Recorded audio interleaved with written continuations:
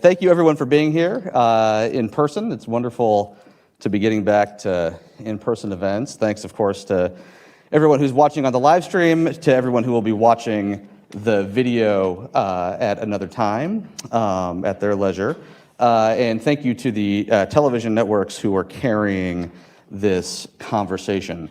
I'm extremely pleased, thanks most of all to the Right Honorable Nadhim Zahawi, the Chancellor of the Exchequer, who is here with us.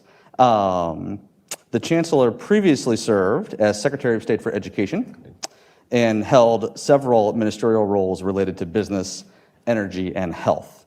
He was elected as Conservative Member of Parliament for Stratford-on-Avon in May of 2010, which I think makes you Shakespeare's representative to Parliament, which is quite a distinction. Prior to entering politics, the Chancellor co-founded international internet-based market research firm YouGov and served as its CEO. The Chancellor of the Exchequer is the British government's finance minister. He's responsible for the work of Her Majesty's Treasury, and some of his responsibilities include fiscal policy, monetary policy, including setting inflation targets, and overall responsibility for the Treasury's response to COVID-19. So for the Americans in the audience, kind of like a mix between the Treasury Secretary and the Fed chairman. Chancellor, thank you so much for being here. Thank you for having me.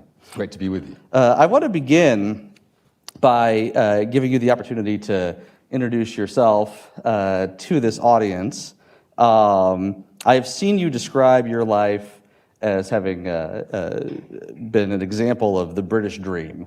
And I wonder if you could expound upon that and tell our audience a little about your story. Yeah, no, absolutely.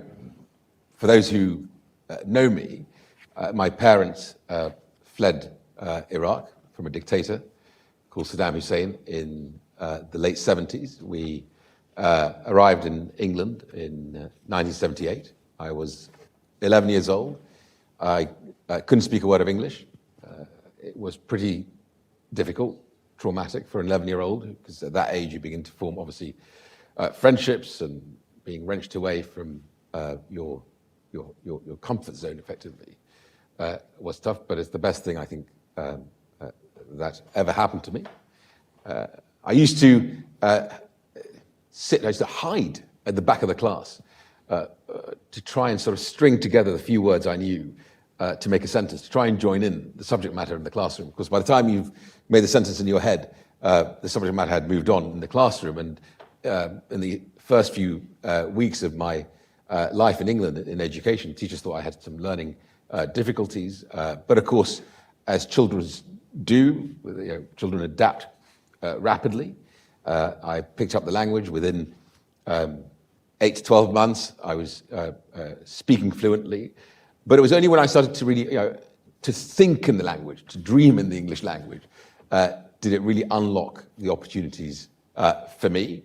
And everything from an incredible education. I was educated at University College London as a chemical engineer by background, to founding YouGov, which has become an incredibly successful company in opinion and market research.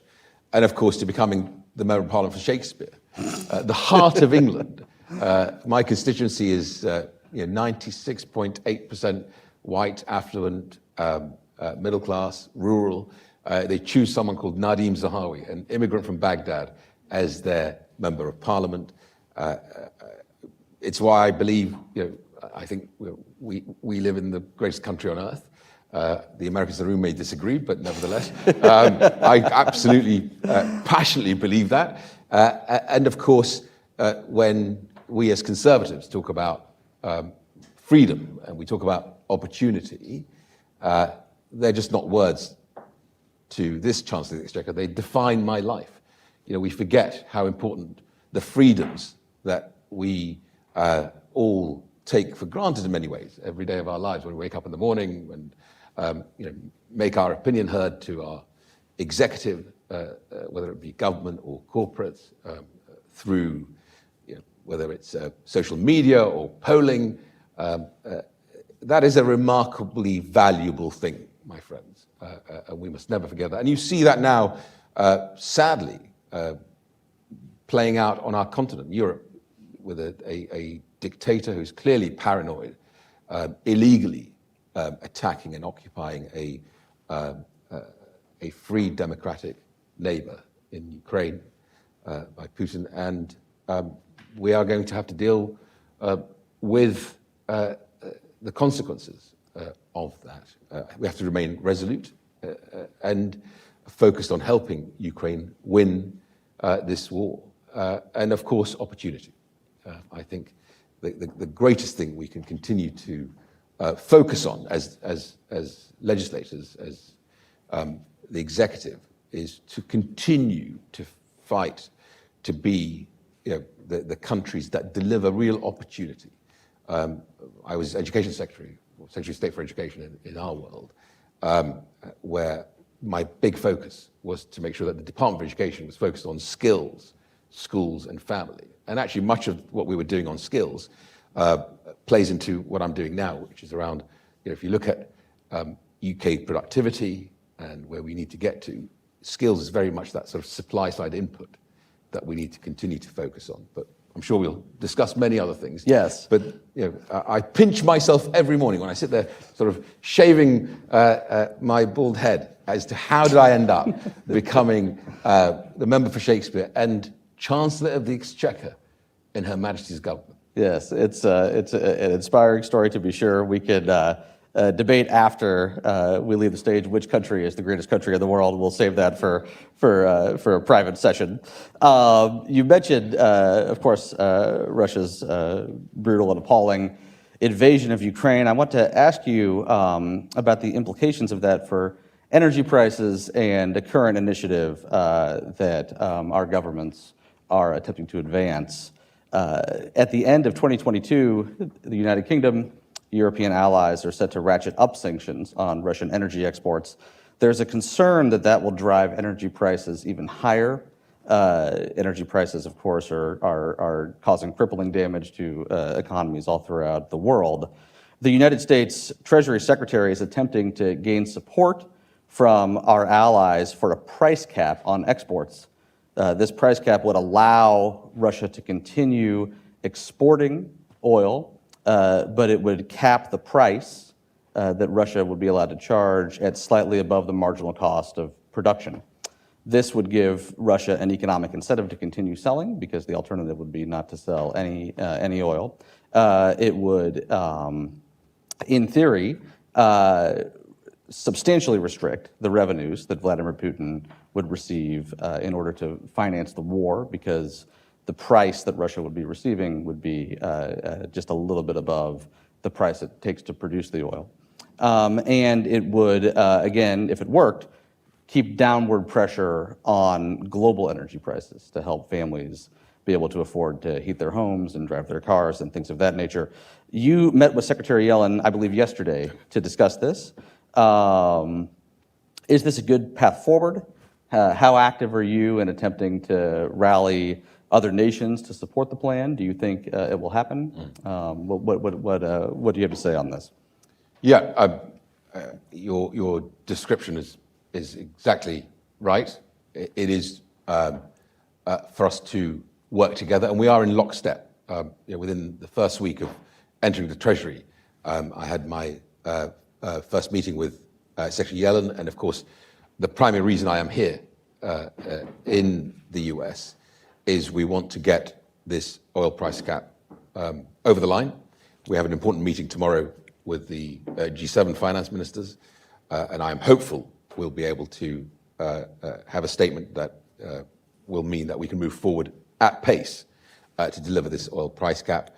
It is important because British people at the moment are under huge pressure, and there is real anxiety in households, in businesses, because of the energy spike, both in obviously oil, but also in gas. And we've got in place a package of help, £37 billion, and we're looking at what more we need to do later on in the winter as well, whilst at the same time bearing down on inflation, remaining fiscally disciplined. So my work with Secretary Yellen, I hope tomorrow will be able to, as I say, have a statement that begins the operationalizing of this cap. I think it's the right thing to do. I think it will mean that we can protect our citizens from an oil price shock next year or beyond. Of course, it'll also mean that Putin can't profiteer from high oil prices in terms of selling his oil. And of course, we want to bring in as many countries together to be able to collaborate on this. I'm confident we can make it work, because if you just think about how the oil market works, for those who are currently buying oil from Putin, it's heavily discounted anyway.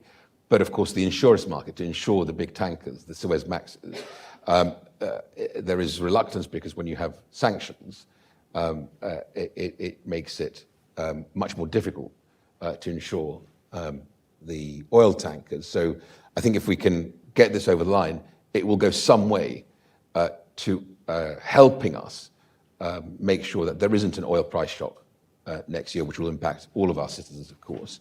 And I think we need to continue to coordinate and work together on gas as well. And of course, the US has been incredibly positive on LNG into the UK and into Europe.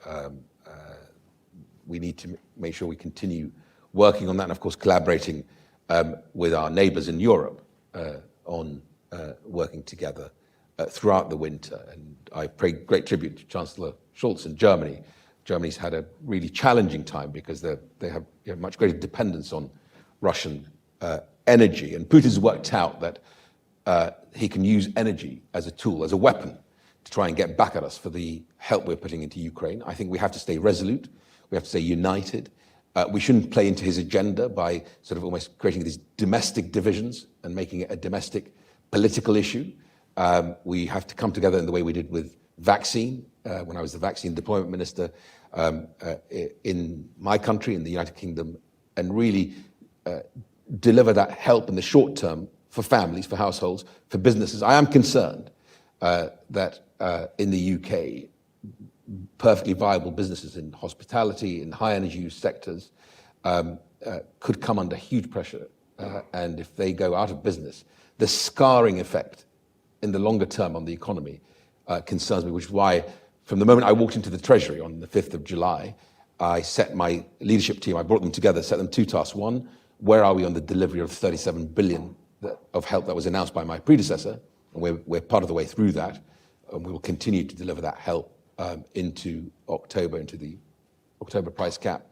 And then secondly, we have to work up the options so that we're ready for the incoming Prime Minister on the 5th of September to hit the ground running as to what more help we need to put into households and for businesses. But my message really for the British people is that more help is coming, and we're making those preparations. There are no easy options. Everything is hard, but I think to allow Putin to succeed in using energy as a weapon would be, I think, hugely detrimental to the future prosperity of the continent, of Europe, and of course of the world. And we mustn't allow him to think that he can win this. And we have to have that unified message, which is why I'm so grateful to Secretary Yellen for the work that we're doing. We are absolutely in lockstep on this. That's wonderful to hear. I think it's a terrific plan and very creative on the part of the Treasury Department, and I think it's the most promising path forward, particularly in light of the sanctions that are set to kick in. I want to talk about the British economy, but first I want to stay on Ukraine, and I want to fast forward to rebuilding. At some point, the conflict will end. I think the steps that you and Secretary Yellen are taking hopefully will hasten that conclusion. What is the responsibility of Western nations, of the United States, of the United Kingdom to assist Ukraine in rebuilding? How are you thinking about that? What types of specific policies are being discussed? One I'd particularly like to highlight, the use of frozen Russian central bank reserves has been the subject of a lot of debate. Those reserves could be just taken and given to Ukraine. I know Secretary Yellen has not enthusiastically embraced that option. I'm not sure what you think about that, what the British government thinks about that, and about rebuilding more broadly.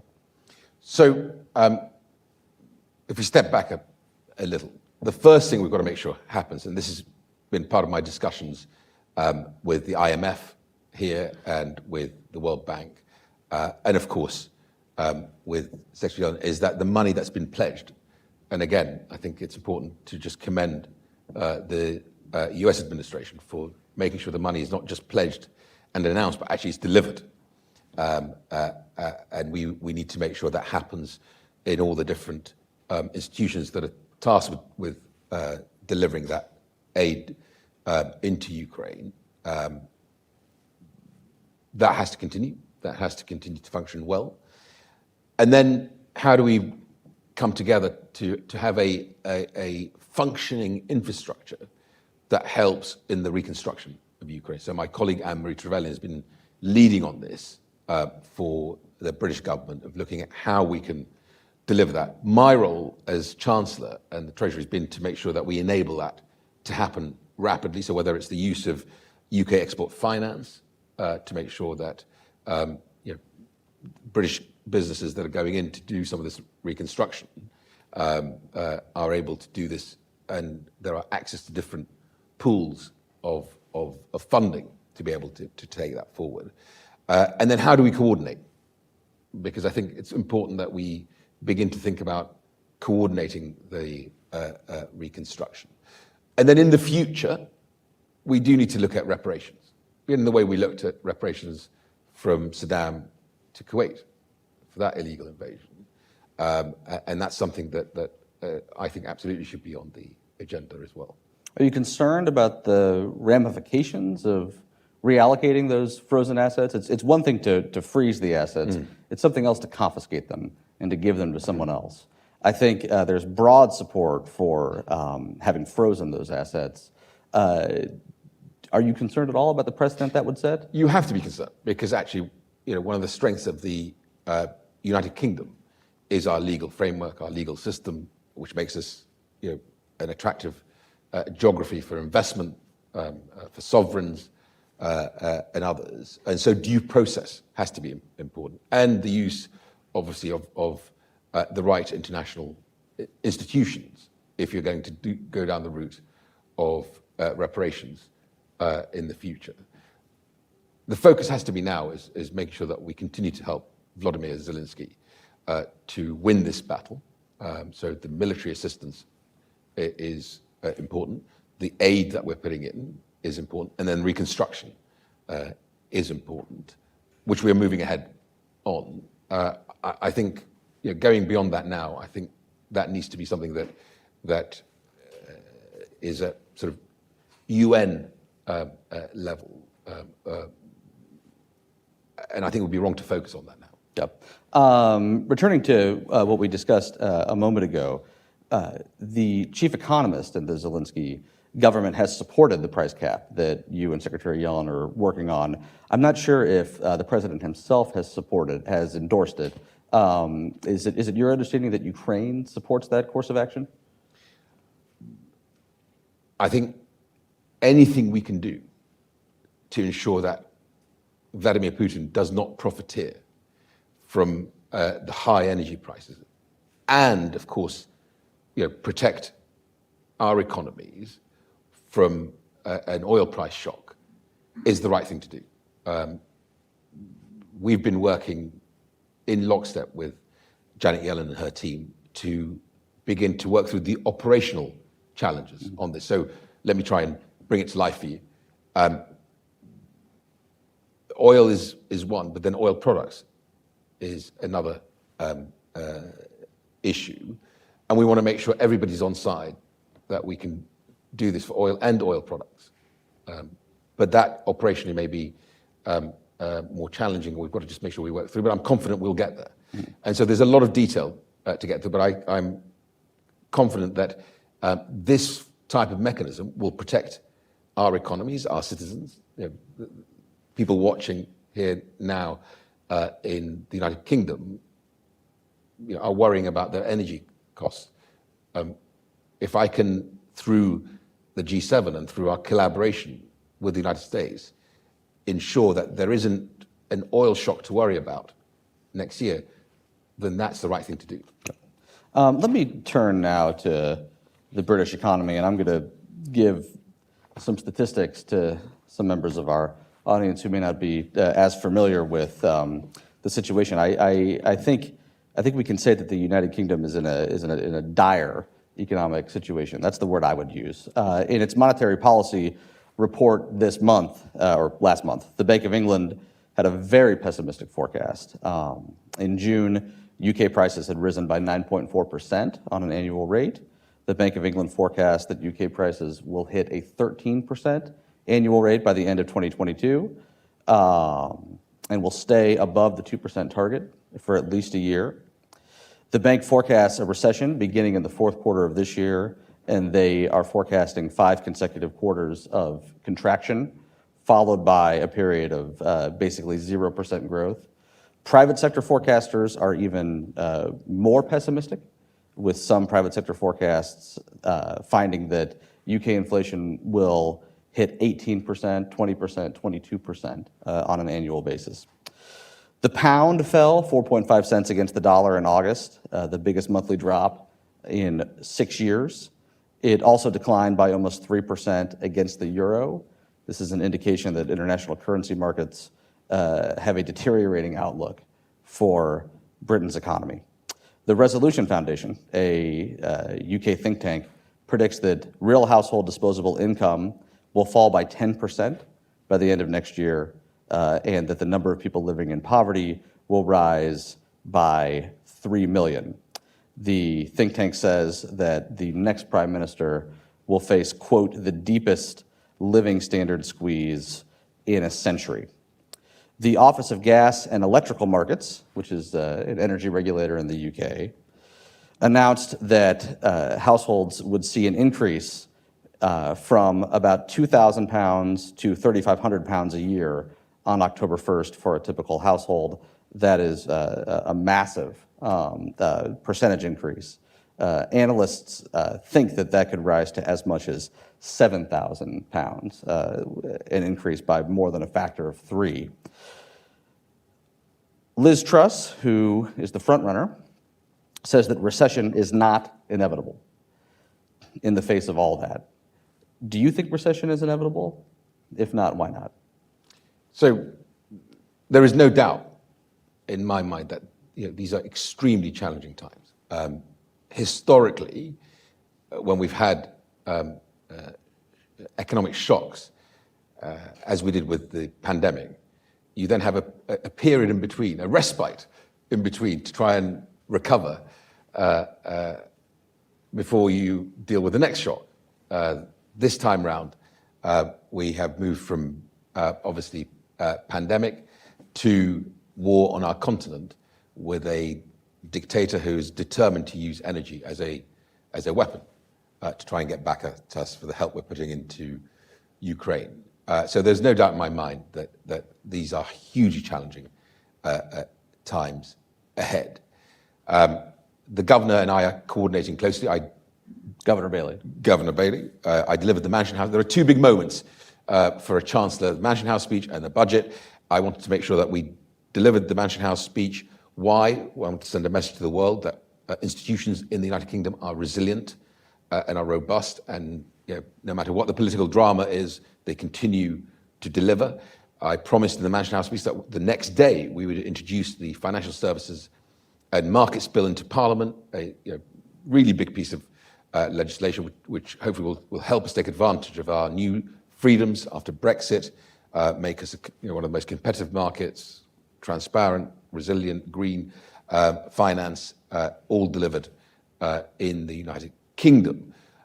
And the second reason was to make sure that the markets understand that actually the Chancellor and the Governor are coordinating on fiscal policy. My responsibility is to remain disciplined. My first weekend was spent getting collective agreement amongst my cabinet colleagues on public sector pay.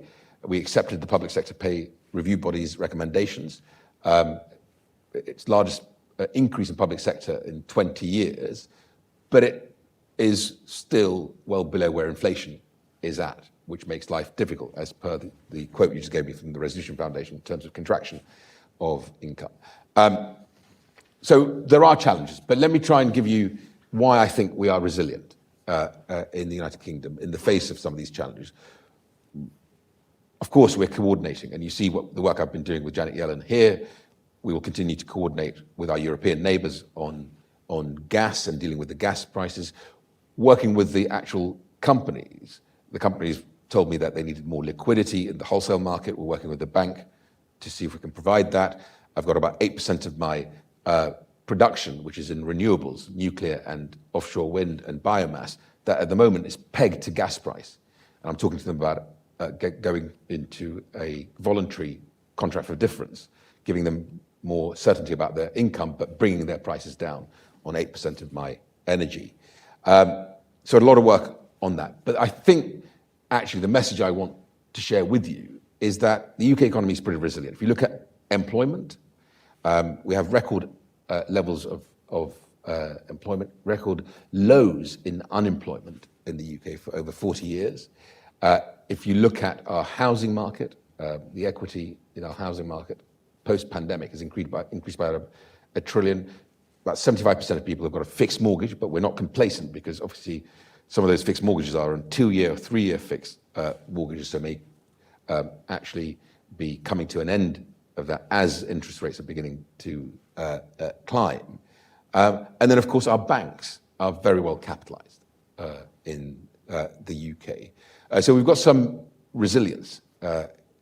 The future challenges for the incoming Prime Minister will be a combination of the short-term help, and we're putting options to the incoming Prime Minister as to what more we need to do through the rest of the winter.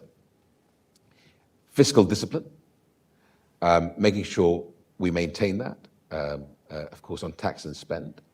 If you look at departmental spend from the spending review, by the end of this Parliament, 2024 will be about 566 billion, a real cash terms rise of 150 billion. And of course, monetary policy, which I'm confident the bank has the tools available to it to be able to get back to target on monetary policy. Not easy when you have war on your continent, but nevertheless, I think the fundamentals of our economy are strong. Where I think if you take what Liz Truss has been talking about and pledging, is growth. And we need to get back to a growth agenda. We have taxes in our country at a 70-year high. She wants to look at reversing the corporation tax rise. We've been signaling that the corporation tax will go up from 19% to 25%.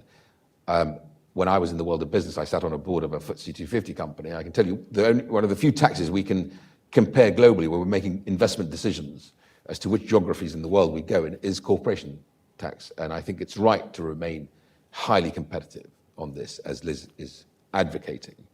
And so actually, I think there's a lot going for the British economy as we deal with a dictator who is using energy as a tool in this. So tough times, but I think we'll get through it and we'll come out the other end much more resilient. I completely agree with you on the importance of keeping corporation tax low. Let me ask about fiscal discipline.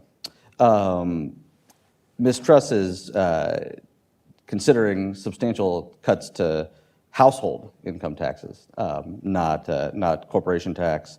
There's discussion of cutting the value-added tax, which is a consumption tax that the United States does not have. There's discussion, Ian Duncan Smith, for example, former Tory leader, would like to increase the generosity of tax credits to low-income households. Your predecessor, who is Ms. Truss's opponent in the leadership race, is also calling for tax cuts. The Prime Minister has promised additional fiscal support to households. So there seems to be broad agreement among ministers that substantial tax relief in one form or another is appropriate. British economists are less convinced. I'll quote Paul Johnson, who's the director of the Institute for Fiscal Studies, who said that the tax cuts that are being discussed are quite worrying, inappropriate, and, quote, would completely crash the public finances. What say you? So if we look at what Ian Duncan Smith was talking about and using the universal credit system, so our benefit system, to target help, I think actually if you step back a second and look at what we need to do to send a very clear message to Mr. Putin that his strategy of using energy is not going to work, then it should be targeted. And that's one of the things that we're working on. The options that we'll put to the incoming Prime Minister is how do we target the help? Universal credit system is a good way of targeting it. It's worked for us in the recent past, and I think it's the right thing to look at. If you look at businesses, and I talked about being concerned about the scarring, long-term scarring effect on the economy, through the pandemic, we were able to have targeted help for hospitality and other sectors through business rates and, of course, VAT as well, as you mentioned. My responsibility is to make sure I put all those options to the Prime Minister and also explain where I think we have headroom. We've got some headroom on the capital side of the balance sheet. And so ultimately, what I've got to do, whether it's to Paul Johnson, the IFS, or to international markets, is to demonstrate that I have a long-term strategy to deal with the short-term pain that I'm having to take because of Putin's illegal war. And the way you do that is to demonstrate that we have a long-term energy strategy that weans us off expensive imported hydrocarbons. Part of that is gas. I deliberately talked about gas in my Mansion House speech to say we need to continue to invest in our North Sea gas assets. We've seen actually positively an increase this year, about 26% increase in gas production in the UK. Part of it is nuclear. Some of the really fruitful conversations I've been having here is on SMRs. These are the small modular reactors. We have a very interesting design by Rolls-Royce. Their main partner is Constellation Energy in the US. And so I think we can look at how we work together on nuclear. I don't think we can deliver net zero by 2050 and remain prosperous and high skill, high wage, dynamic economy without nuclear, which is why I think it's an important part Will the of the mix. government invest in the Sizewell C plant in Suffolk? Today we announced a £700 million investment in Sizewell C, which Prime Minister Johnson has announced. I think it's important. It breaks my heart that I saw there was a meme on social media of Nick Clegg saying, when we first came into coalition government, saying no point investing in nuclear because it won't come online until 2021. I wish we had made some of those decisions then. But nevertheless, offshore wind we're doubling down on. Tidal energy. I saw an incredible company in Scotland. They're all hydrocarbon or North Sea oil and gas engineers with a working commercial model that is already producing power for the Shetland Islands in an incredibly efficient way and can help on baseload because unlike wind and solar, with tidal energy, it is much more predictable. And so that long-term investment, the way you reassure markets is to say, yes, of course I'm going to take some pain. And Liz has talked about pushing out debt repayment by about 3 years when we are in a unique situation. Yes, it has come on the back of another unique situation with the pandemic, but nevertheless, we have war on our continent. And I think she's actually right to talk about this. And she's also right to say, actually, the way you help households is grow the economy. The way you grow the economy is by incentivizing businesses to invest. Hence why the corporation tax, the reversal of the increase is important. And allowing people to keep more of their hard-earned cash is the right thing. But ultimately, you've got to strike that balance and reassure markets that you have a long-term strategy for getting back to a set of balanced books. You've done a lot of work on energy. I'm not sure Americans fully appreciate how much this is on the minds of the British people. I was recently, 2 months ago, at a idyllic little tea shop in the East Midlands, and the proprietor was an example of the kind of entrepreneurism and dynamism that you're referring to. She rented out horse rides, and so this beautiful English vista, horses tromping around, rolling hills. And during the pandemic, she noticed that people were spending more time there because it was an outdoor activity. People wanted a cup of tea or a cup of coffee, and so she started selling that, and then that grew into selling pastries, and that grew into selling sandwiches. Now she has this tea room that we went to visit. And there's a giant windmill, one of those big white towers to generate energy from capturing the wind. And to my American eye, it looked like it just blotted the landscape. And I said, what do you think about that? She said, I like it. And I said, why do you like it? She said, well, why don't you? And I said, well, it's kind of killing this vista. And then she said, I can see why you would say that. And then she said very quietly, but you know what? It's not from Russia. Exactly right. And I think typical British households are very much interested in the kind of all of the above energy strategy that you seem to be supporting. Ms. Truss said, I will take decisive action to provide help and ensure that we never face such an energy crisis. You mentioned nuclear, which I think would be a big step forward. What about fracking? So I think that when George Osborne was Chancellor of the Exchequer, we had a fracking strategy. I think that the way you deliver it is you've got to carry the local community with you. And therefore, and both candidates, Rishi Sunak and Liz, talked about making sure we take advantage of our gas assets. Gas will be a transition energy for us. And actually, if you look at the Committee on Climate Change, even in 2050, gas will be in the portfolio, which is why I want to talk about it in Mansion House, as well as talk about all the investment in renewables and nuclear, because I want to send a message to the financial centre that actually you should be thinking about investing in our gas assets in the North Sea or in fracking. But I think you need to carry the community with you. And what I would be strongly recommending if I was around the cabinet table would be that we are generous to the local community. The French do this very well on nuclear. So wherever they have a nuclear power plant within a certain radius, those households, those addresses get either subsidized or free energy. And I think that's how you get that support in terms of delivering on your gas assets, including on fracking. I want to be respectful of your time, and I'm not actually sure what time it is. Oh, there we go. Okay, so let's move it now to some questions. I believe, yes, fire away, sir. Chancellor, good morning. Thank you for your time today. I'm from ITV News in the UK. As we've heard already, the UK has a cost of living crisis.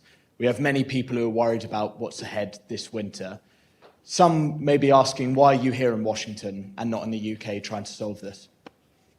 Thank you very much for that question. I hope I addressed it in my earlier remarks in the question. One of the most important things that we need to do is to work together, to collaborate, to make sure that there isn't an oil price shock next year. And the work that I've been doing with Secretary Yellen, with Janet Yellen, is, I hope, by tomorrow, I'll be able to say to your viewers and to the British people that we have delivered against that. So we've been talking about the oil price cap, which I think I'm confident we'll be able to put in place. It'll mean that Putin doesn't profiteer from high oil price, but also means that oil can flow, and therefore there isn't the shock in oil and oil products that could impact households, businesses in the United Kingdom. I think that's worthwhile travelling for, Mark, and I hope I can demonstrate it to the British public tomorrow after the G7 call that we have scheduled. I'm very conscious that people are anxious, they are worried, they've seen their energy bills, as we've been talking about, go from about £2,000 to £3,500, where the price cap will be in October, and then likely to rise even further because gas prices remain high in Europe, and our gas price is linked to European gas prices. And my message to your viewers is more help will be on its way. And the moment I entered the Treasury on the 5th of July, I focused my leadership team to say, let's work up all the options so everything's ready for the incoming Prime Minister to hit the ground running. A G7 agreement on the price cap would be a major accomplishment, to be sure. Other questions? Yes, sir. Thank you, Chancellor. I have a quick question for you on the global minimum corporate tax rate international agreement that was set up last year. I think there's like over 180 signatories. I'm curious what your thoughts are on, your opinion on it, which I believe your government has signed on to, and the follow-through and the work that I guess needs to be done to actually implement that if it's to sort of come into being in terms of enforcing a 15% global minimum corporate tax rate. Thank you. Thank you for that question. And actually, it came up in the meeting yesterday with Secretary Yellen. I'm going to be very honest with you.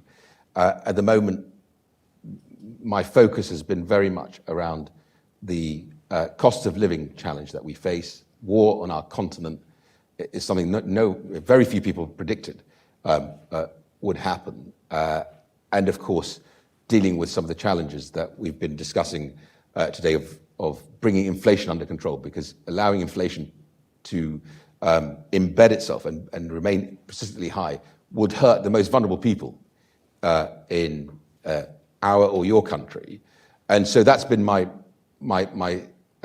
focus. But of course, we will look at any proposals in the future. And of course, it has to be for a future Prime Minister and government to make a decision on this. My priority has been really just to make sure we get the 37 billion into people's bank accounts, into people's pockets that we have announced. We're part of the way through that. And then actually have a package ready for households and for businesses.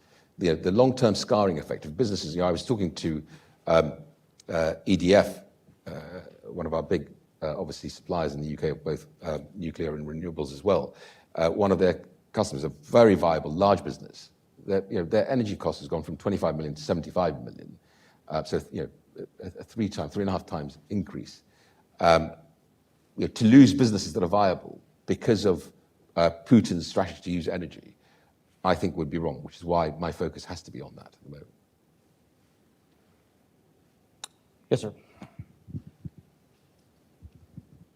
Thank you. David Smith of The Guardian. Just a couple of questions. I wonder, you talked about the extreme challenges facing the British economy. Do you think Brexit, with hindsight, has been a help or a hindrance to tackling those challenges? Is it a positive or a negative now? And the second question, you also described the need for resolve against Vladimir Putin trying to use energy as a weapon. Do you detect among other European countries that resolve remains firm and shared, or are you concerned that as the winter bites and energy costs go up, that some may lose their resolve on the Ukraine issue?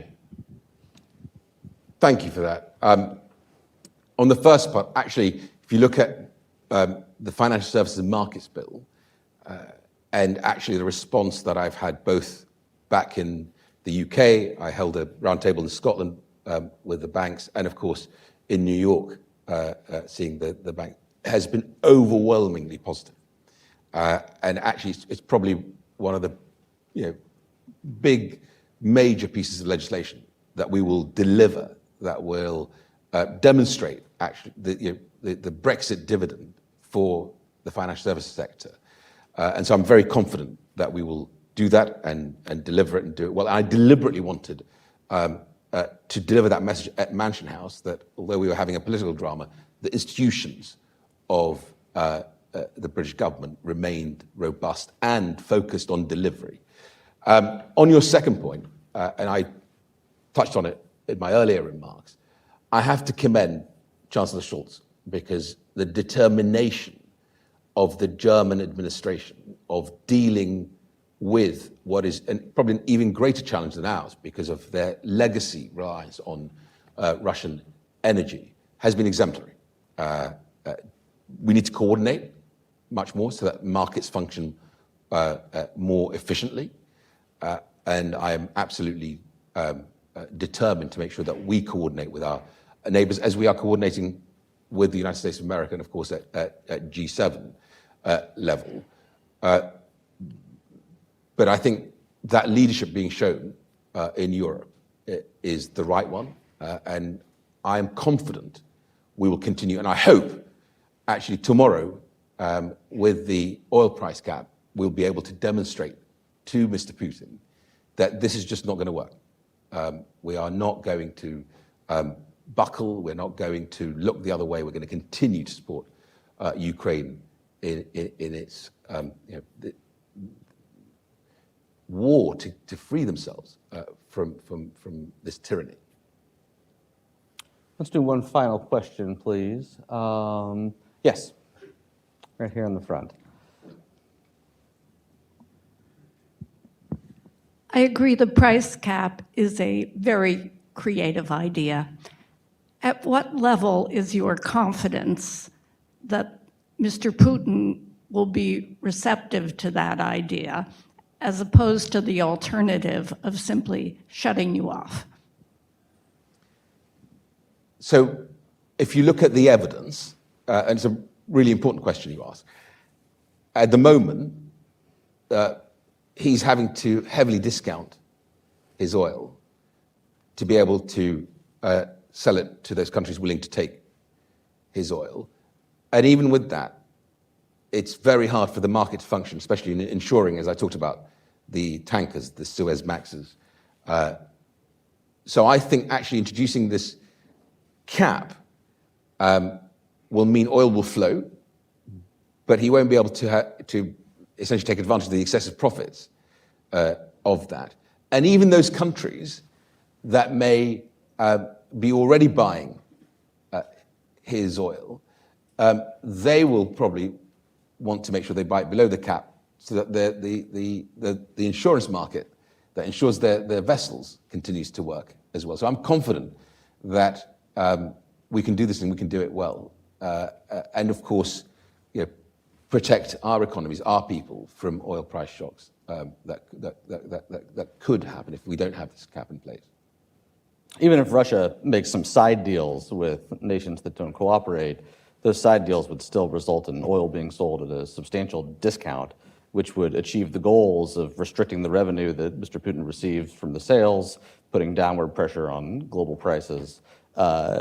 Even if those prices are a little bit above the marginal cost of production, I think the overall goals of the price cap would still be advanced, even in that situation where India or China don't fully cooperate. I think that's right. Chancellor, thank you.